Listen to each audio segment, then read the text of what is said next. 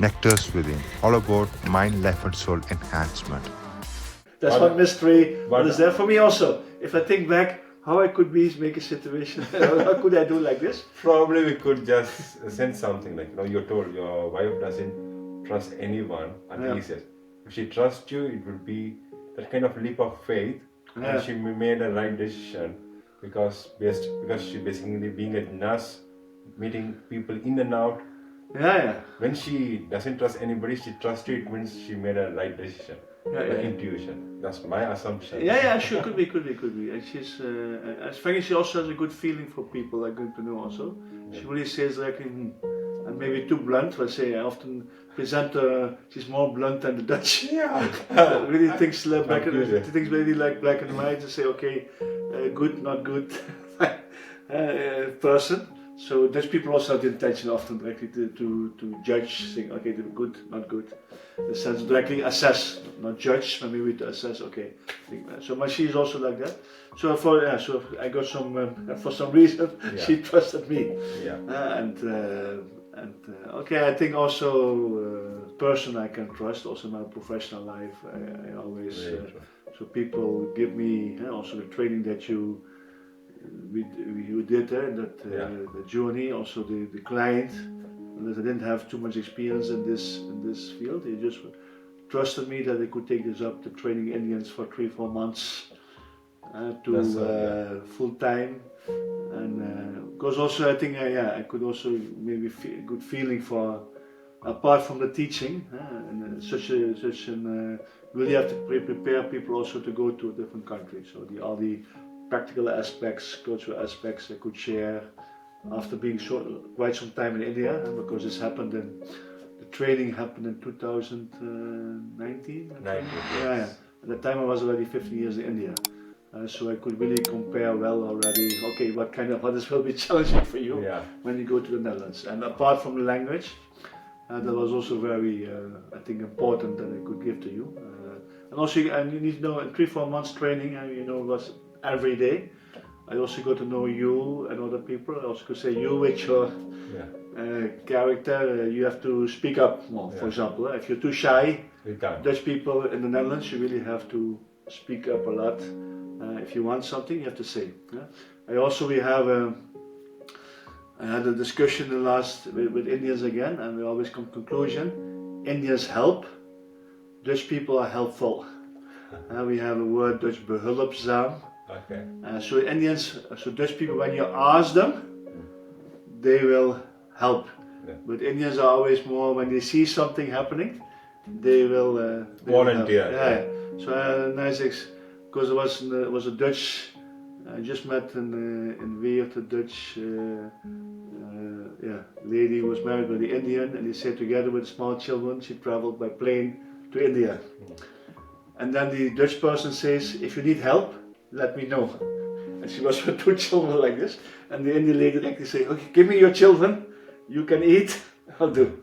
But I think Indians are more always focused on other people, because you have more collective spirit, and we can speak about more. Always collective, and Dutch more individual. It's also respecting the individual also by just saying, if you need help, just ask. But if you don't ask me, I won't help you also. And then for an Indian might maybe be disrespectful or not helpful. But it's just that we say your privacy is important also. So you have to tell me when. So that's something that's full of many things that I came to know, and also recently again heard, and I find how you together we try to define always when you talk about culture, what really happened. So you always. So I'm also a culture trainer also, and then you always have to be very rational. Think about what has really happened now. Don't judge too early. So say, why this Dutch person is not helping me? Even my daughter, she told me she has a bicycle now in Eindhoven where she stays, and she always has to park that bicycle inside. But these doors always, she has a bag, has a bicycle, and then she has also opened the door, and then always Dutch people were watching her. but nobody is directly helping her. And then she also says directly, why they are not coming to help? Say you have to ask, can you maybe help me? Keep the door open. But it's not in our mind, because we respect that individual. As long as you don't ask me for help, you can do your own thing. True. So that's fine. So that's the thing. Yeah, one of the many things that that is misinterpreted. And there's so many Indians now living in the Netherlands, and they all experience this kind of things. So we're also part of an WhatsApp group, where all Indians can share all the concerns and also practical things. And then also, but there's also Indians with each other communicating. Yeah. And then I think Dutch people could easily help with certain practical things, but that's not there. So anyway, so I'm. So we talk about later. So my goal is at the moment I did a lot of business and I had an offshore center and now again my daughter's grown up. I go a little bit back. What do I really want to do myself? One thing is to set up a Dutch studies network foundation in India, and also I got a starting subsidy from the Taalunie for that, Union for the Dutch Language, to set it up. And it's not only Dutch studies, not only about the language, also about culture, about practices. So to really prepare people better before they go to the Netherlands. Okay. And because that's really necessary. There's a lot issue about immigration, but reality immigration will go on. So for the labor, there's a lack of people who can do the work here, and India has a huge pool of young talented people. So people come here. That happens. So the thing is, one solution of that issue others have that people don't like a little bit against immigration is to prepare better to come here, and also I think prepare the Dutch people also better on other things. And that is not enough interaction now, I feel often. So it's also people watching each other don't really know each other, and this kind of confusion. What did you say? Why not opening the door while you're watching me? So again, so you have to really prepare people for each other's culture. And apart from India, I also think that network also could be more like an international network, because it's people come from everywhere at the moment. So it's really so that's why I said, what can I do with my experience, what I have now? Can I still make a difference somewhere with all I have learned in the 20 years? So it's what the Dutch Studies Network, apart from my Total Heart initiative, is still what I really would like to do. And now I just became 56 yesterday.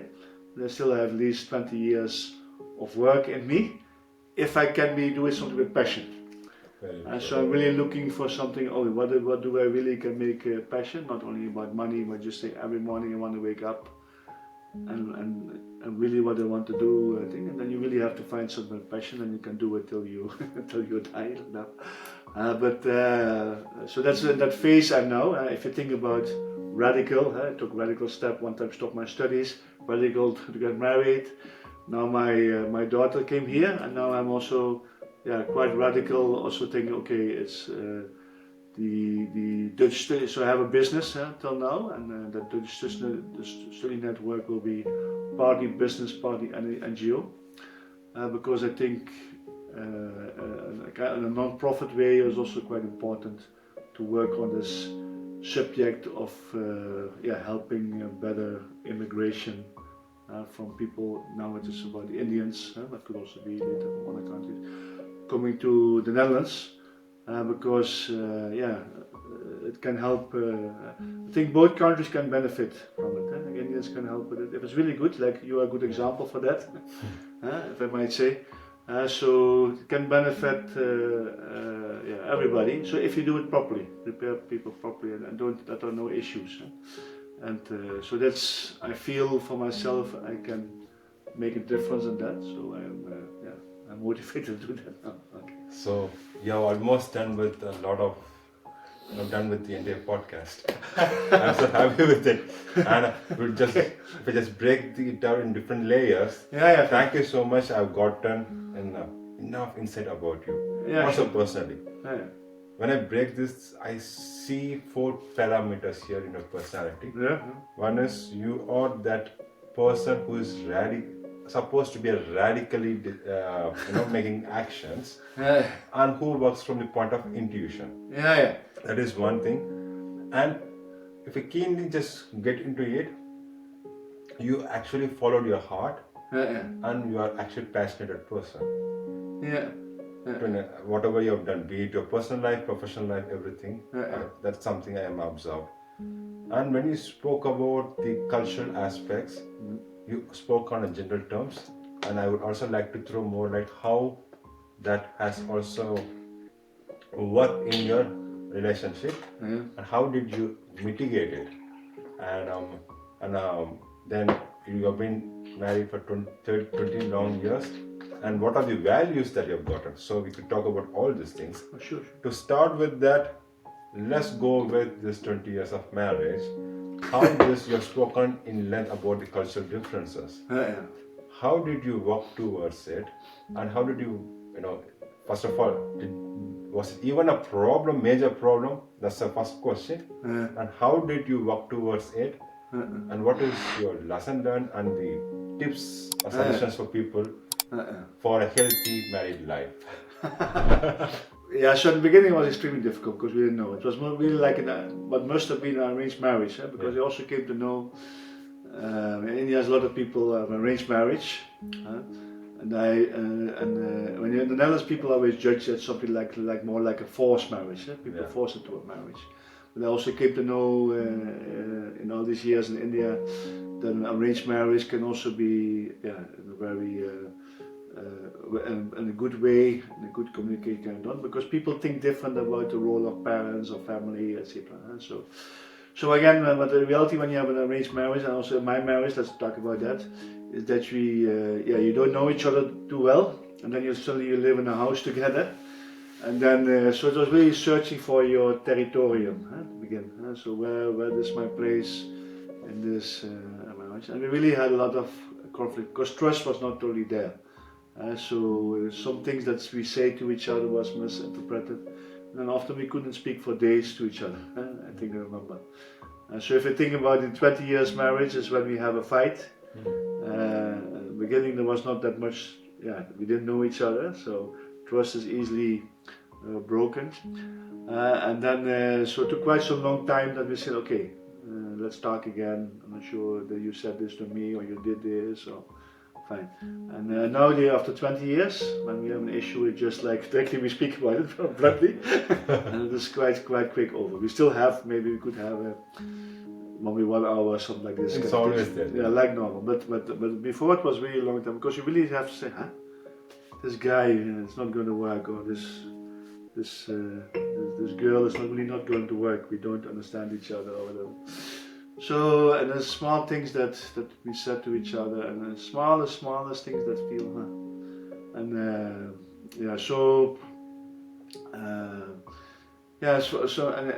you already married that thing, and we just went on. Our child was quite born after 1 year, and always the good thing was that we had this Total Heart project, and the Total Heart project. Maybe explain a little bit about that. Is because I was from the beginning, I was convinced, because I also live in a community where people will help disabled people. So there were all people with, people who didn't have a disability, were living together with people with disability, and they were just, helping, sitting together, living every day together. But then they, just by helping people with disability to do the breakfast, make breakfast, etc. Daily life things, you find purpose in yourself every day. And I think it was very important that we started the Total Heart project, that our marriage was more than just taking care of each other and being happy, but also taking care of others. Right. Okay. So that I learned before living in that community for some time. It's really nice just to do every day, be busy, feel purpose. And it was in Brussels. I've done that also in the Netherlands, in Gouda, not far from here for some time. And then when I started married, and I said also before getting married, we didn't know each other. okay, I think we want at least one child. Together we got also one child. I also thinking about that project. And I saw when I was traveling over India, I saw all these children. I say, okay, your life already has purpose when you can help one child to improve yeah, her or his life. So let's just start a project for children. Then I told her how the idea already had, and then and she liked it. She liked it and said, okay, oh nice idea, we do that. And she also, frankly, she also didn't have that experience so much. My wife, again, there was fully trust that time. Later, trust went a little bit during our marriage. I say, okay, what things, but and I think that trust is still yeah, is there again. But okay, so what we've done is just dropouts of a school, because at that time, certainly in 2004-5, that happened quite often, because the father got sick or died or whatever. So the woman was only the often in Dutch we call that kostwinnaar. What is the way? So the breadwinner. And so we had a project that since that we paid the school fees of the child, so the child doesn't have to drop out of that school. Oh my God! Okay. And was a private school, English school. The father always has worked very hard to get that child on that kind of school. And you know, in India it's like this, that private school is more English teaching, and if you go to the government school, it's more in Kannada, local language. And when you go to an English medium, you have more chances when you speak. So the child, because the money was not there anymore, the child should have left the school, but we could help to pay the school fees, and also we gave after school care, because we really want to know after school how the children would develop, because also we had donors from abroad, so we also would like to know how it would go with this. But also because the mother also could work longer, so she could make. So the children were with us maybe till 5:30 in the evening, and then so the mother could all the time she could work. So she had enough money for her own to pay rent and for the food, etc. And for the clothes, so we didn't help in that way. We only helped the child. We guarantee your child education till 18 years, and after we get to know the children better. And so it was really a good concept, and these children always came to our house. So after 3:30, 5:30, children came to our house, and we had the top floor. So in the beginning we rented the place, but so when we built the house, and on the top floor, children could come for free after school care. And that was always there. We never talked about. We also talked about our own child, also about all these children, how we can help them. Which one we can really help the situation. So I think I'm really 100% sure without that project, that very marriage, but we really didn't know each other, I think would have not been maybe. So if I can give you somebody an advice relationship, look for purpose also outside your marriage, not always try to only be busy with make yourself happy. So I think that's This is actually so enlightening.